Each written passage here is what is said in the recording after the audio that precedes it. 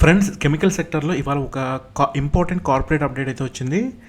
Tan fact industries limited అఫీషియల్గా 1:2 stock split confirm చేసింది. Friends, ముందుగా సింపుల్గా అర్థం చేసుకుందాం. కంపెనీ చెప్పింది ఏంటి అంటే existing 1 equity share face value వచ్చి 10 రూపీస్ని స్ప్లిట్ చేసి 2 ఈక్విటీ షేర్ ఫేస్ వాల్యూ 5 రూపీస్గా మార్చేస్తుందన్నమాట. అంటే దీని మీనింగ్ ఏంటంటే మీ దగ్గర ఒక షేర్ ఉంటే స్ప్లిట్ తర్వాత 2 షేర్స్ ఉంటాయన్నమాట. షేర్ కౌంట్ డబుల్ అవుతుంది, ఫేస్ వాల్యూ ఆఫ్ అవుతుందన్నమాట. ఇక్కడ ఇంపార్టెంట్ క్లారిటీ ఏంటంటే మీ టోటల్ ఇన్వెస్ట్మెంట్ వాల్యూ మాత్రం సేమ్ ఉంటుందన్నమాట. వెల్త్ ఇంక్రీజ్ అవ్వడం కాదు ఫ్రెండ్స్, షేర్ పీసెస్ ఇంక్రీజ్ అవుతాయి అన్నమాట. ఇప్పుడు నెక్స్ట్ ఇంపార్టెంట్ పాయింట్ ఏంటంటే record date. Company first March 5, 2026 అని చెప్పి అనౌన్స్ చేసింది. కానీ లేటెస్ట్ ఫైలింగ్ ప్రకారం రికార్డ్ డేట్ రివైజ్ చేసి March 9, 2026కి ఫిక్స్ చేసిందన్నమాట. అంటే March 9న కంపెనీ రికార్డ్స్లో మీ నేమ్ ఉంటే స్ప్లిట్కి ఎలిజిబిలిటీ వస్తుందన్నమాట.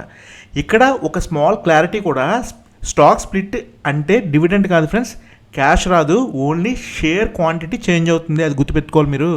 నౌ ఫైనాన్షియల్ పర్ఫార్మెన్స్ క్విక్గా చూద్దాం. రీసెంట్ క్వార్టర్లీ నెంబర్స్ చూస్తే Q3 రెవెన్యూ స్లైడ్గా ఇయర్ ఆన్ ఇయర్ రెడ్యూస్ అయింది.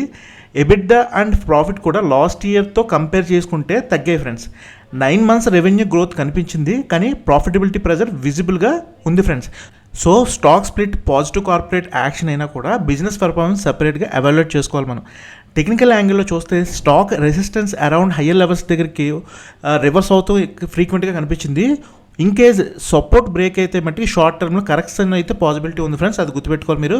సో ఫైనల్ క్లారిటీ ఏంటంటే స్టాక్ స్ప్లిట్ అనేది లిక్విడిటీ ఇంప్రూవ్ చేయడానికి, రిటైలర్ పార్టిసిపేషన్ ఇంక్రీజ్ చేయడానికి యూస్ఫుల్ అవ్వచ్చు అన్నమాట. కానీ స్ప్లిట్ అలోన్ వల్ల షేర్ ఆటోమేటిక్గా ర్యాలీ అవ్వాలని చెప్పి రూల్ లేదు ఫ్రెండ్స్.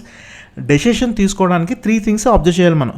ఫస్ట్ది ఎర్నింగ్స్ కన్సిస్టెన్సీ, సెకండ్ది ఆర్డర్ బుక్ డిమాండ్ విజిబిలిటీ, థర్డ్ది వాల్యుయేషన్ కంఫర్ట్.